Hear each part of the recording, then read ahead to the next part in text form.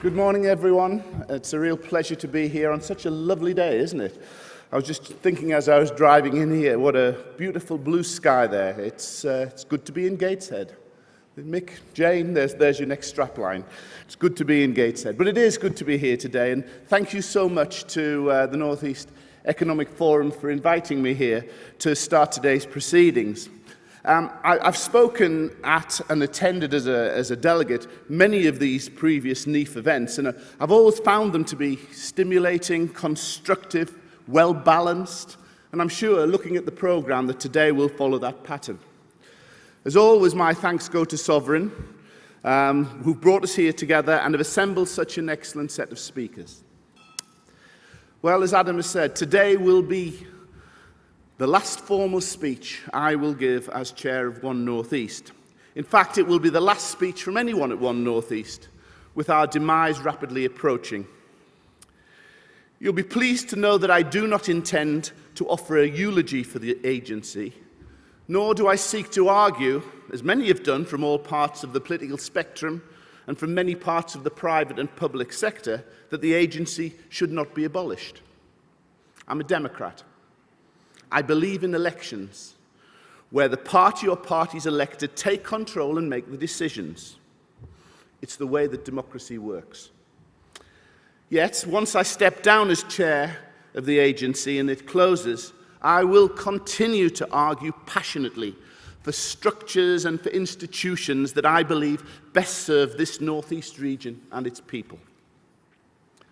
I remember when I spoke at the first NEAF conference, what seems such a long time ago, this region was in a very different state.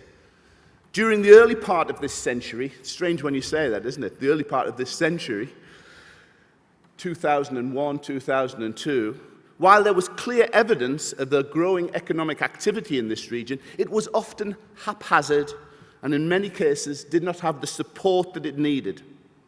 Business startup rates were poor, the region's entrepreneurial culture was thinly spread. On most economic measures, the North East sat firmly at the bottom of the league.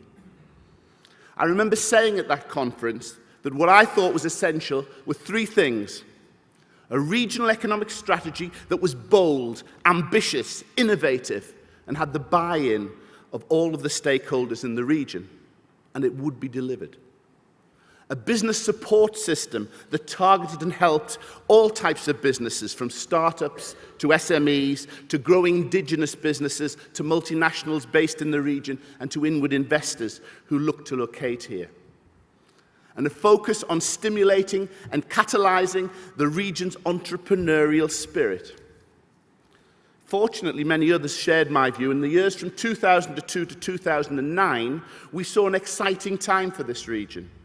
Traditional industries such as the process industry and manufacturing gained fresh impetus, with some resource from the centre, but with a lot of drive and initiative from individuals and companies, and we saw growth and we saw profit. The automotive industry in the region really came of age, with Nissan becoming even more productive and more efficient and setting new heights in output and in exports. The North East was and is still the only region with a positive balance of payments.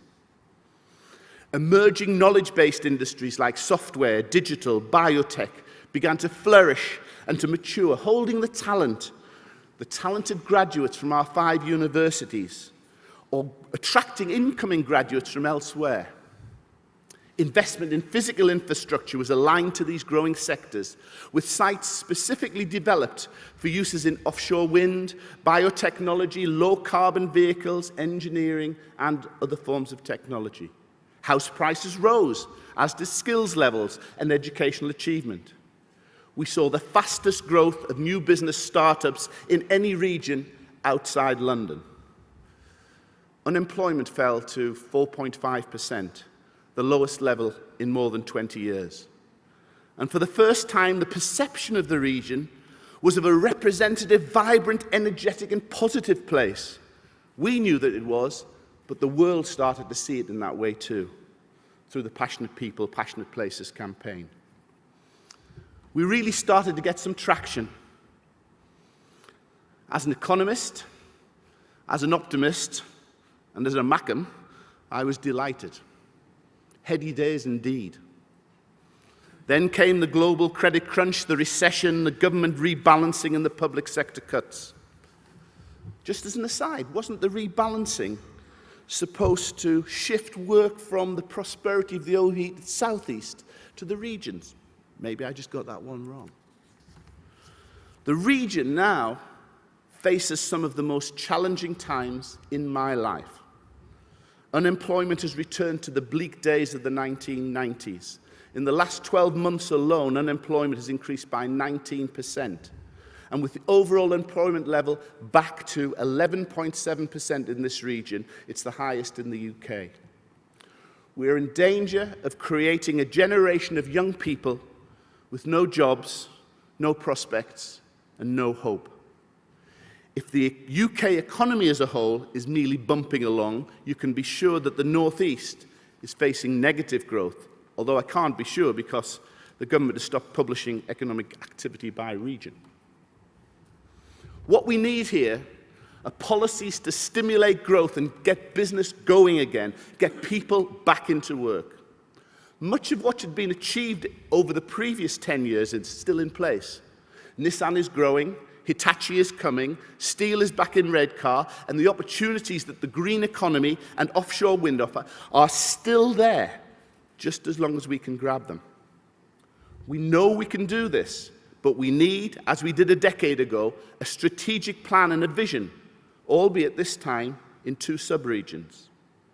We need strong, determined, and credible leadership and a level playing field to compete against London, Scotland, and elsewhere.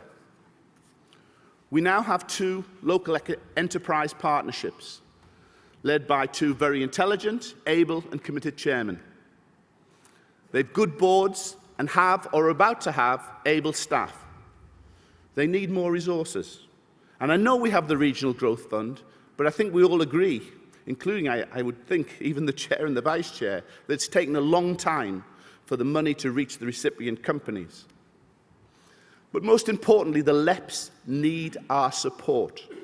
Not our grudging, half-hearted support, but our full-blooded, enthusiastic, and genuine support from the business leaders and the business community of this region, and from the council leaders and the public sector.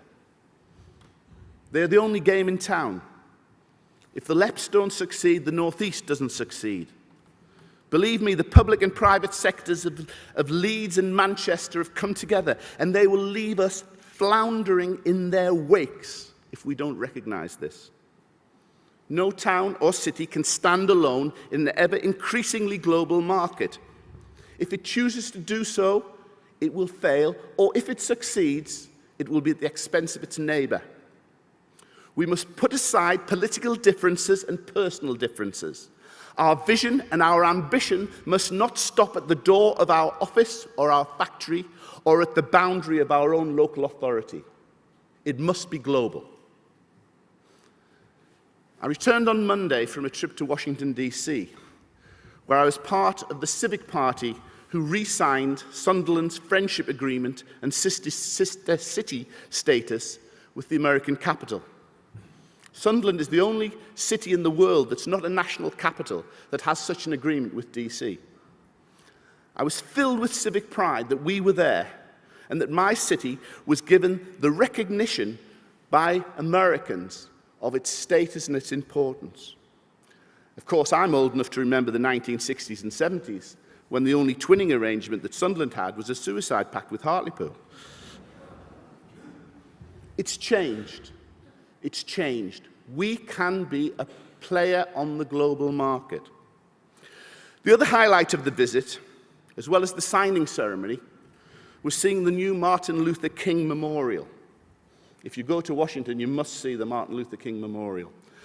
Next to an imposing statue of Dr. King, there are engraved on slabs of stone some of his most inspiring words. The ones that resonated most with me and which seem most pertinent today read like this: "The ultimate measure of a man is not where he stands in moments of comfort and convenience, but where he stands in times of challenge and controversy." These are indeed times of challenge and controversy. So let's stand together with our 2 local enterprise partnerships for the good of the region and for the good of our people. As I said at the beginning, this is the last formal speech I will give as chairman of One North East. And I'd like to end by telling you of my 2 overriding emotions as I stand here today. These are pride. First is pride. Pride in what One North East has achieved over 12 years. The second is disappointment. Disappointment that we can't be here to finish many of the things that we started and to help when times are at their worst.